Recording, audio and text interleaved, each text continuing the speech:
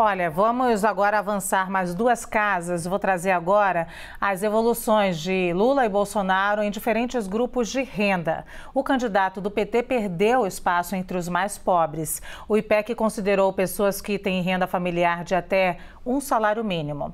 Em 15 de agosto, Lula tinha 60% das intenções de voto nesse grupo. Agora caiu para 54%. Já Bolsonaro tinha 19% e agora subiu para 22%. Agora vamos ver o desempenho entre os mais ricos. O IPEC considerou pessoas com renda familiar superior a 5 salários mínimos. Vamos ver. Nesse grupo, Bolsonaro tinha 46% das intenções de voto em 15 de agosto e agora tem 47%. Uma variação dentro da margem de erro. E já Lula tinha 36% e agora desceu para 28%. Em contrapartida, o candidato do PT ganhou espaço no grupo de pessoas que têm renda familiar entre 2 e 5 salários mínimos. Neste mesmo recorte, o presidente Jair Bolsonaro teve uma queda na pesquisa. Em 15 de agosto, Bolsonaro liderava neste grupo com 41% das intenções de voto e agora caiu para 37%. O Lula tinha 32% e agora subiu para 39%. Nesta última pesquisa, os dois estão empatados dentro da margem de erro no grupo de eleitores que têm renda familiar entre 2 e 5 salários mínimos. Voltem para cá, por favor, a minha dupla volte. Agora eu quero entender qual é esse crescimento, então, do presidente Jair Bolsonaro. Entre os mais pobres, me parece facilmente explicável, né? Auxílio emergencial. E entre os mais ricos? E por que o ex-presidente Lula cresce na chamada classe média? Agora é você, Tauribe, coitado do Leandro. É um grande mistério, nem a campanha do PT sabe por que Lula cresceu na classe média, mas talvez o discurso de Lula de pacificação nacional ou também a possibilidade dele continuar com outros benefícios, aumentando o público que o receberia, pode ter causado então esse efeito na classe média. Em relação aos mais pobres, o Palácio Planalto tem na ponta da língua a questão do Auxílio Brasil, que começa a fazer dinheiro no bolso dos brasileiros. A primeira parcela costuma ser utilizada para o pagamento de dívidas e dívidas que foram feitas durante a pandemia do coronavírus. A segunda parcela também costuma ser utilizada para o pagamento de dívidas, porque elas não acabam apenas com R$600. Mas há uma esperança do Palácio Planalto de que essa população tenha um pouco mais de dinheiro na mão.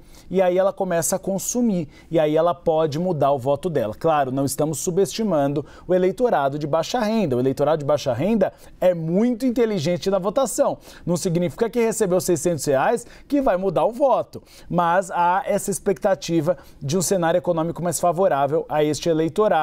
E aí o eleitorado mais rico. Houve um decréscimo, e essa é a avaliação de Lula, porque parte deste eleitorado passou para Simone Tebet e Ciro Gomes. Pelo que eu expliquei, você teve uma possibilidade menor de uma definição da eleição no primeiro turno. A pesquisa IPEC mostra que no limite da margem de erro dos votos válidos, o ex-presidente Lula ganha no primeiro turno, mas na margem de erro.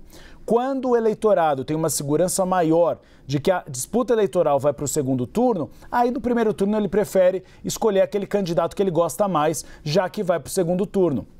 Então seria um voto útil ao contrário. Por isso que há essa perspectiva de queda de Lula e aumento desse eleitorado para Ciro Gomes e Simone Tebet, quem ganha mais de 5 salários mínimos. O que não é uma boa notícia para Jair Bolsonaro, porque a gente observa que esse crescimento em relação a Simone Tebet e a Ciro Gomes, num segundo turno, pode voltar para Lula. É mais possível que volte para Lula do que vá para Bolsonaro. Olha, Uribe, eu quero questionar as duas premissas que você trouxe aqui. A primeira você já questionou, que é a pessoa vai receber o auxílio emergencial e pode ser que ela mude o voto, não sabemos. A segunda é que a segunda parcela do auxílio emergencial para pagar a dívida e a terceira sobra dinheiro. Eu não sei não, hein, Uribe? Desconfio. No meu caso, seria para pagar mais dívidas e dívidas e dívidas. Olha, a gente está recebendo salário e todo mês a gente paga a dívida. Eu não sei onde que sobra dinheiro, só se for na sua casa, Gustavo Uribe. Ô, Leandro Rezende, por que o ex-presidente Lula cresce na classe média? Qual é uma explicação factível e perde aí entre os mais pobres, nós já discutimos bastante, perde voto também entre os mais ricos?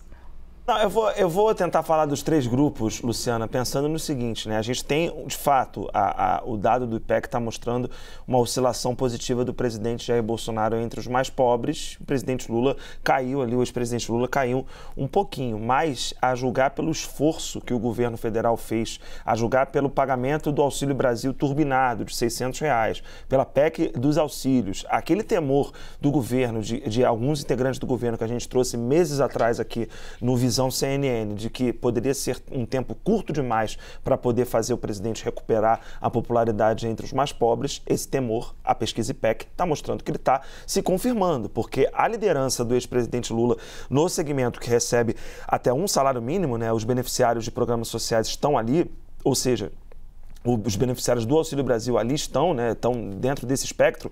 O presidente Lula, ex-presidente, tem uma vantagem muito consolidada. Então, é um crescimento, uma oscilação positiva para o presidente Jair Bolsonaro, mas não deixa de ser uma má notícia, considerando que falta aí 32 dias para o primeiro turno.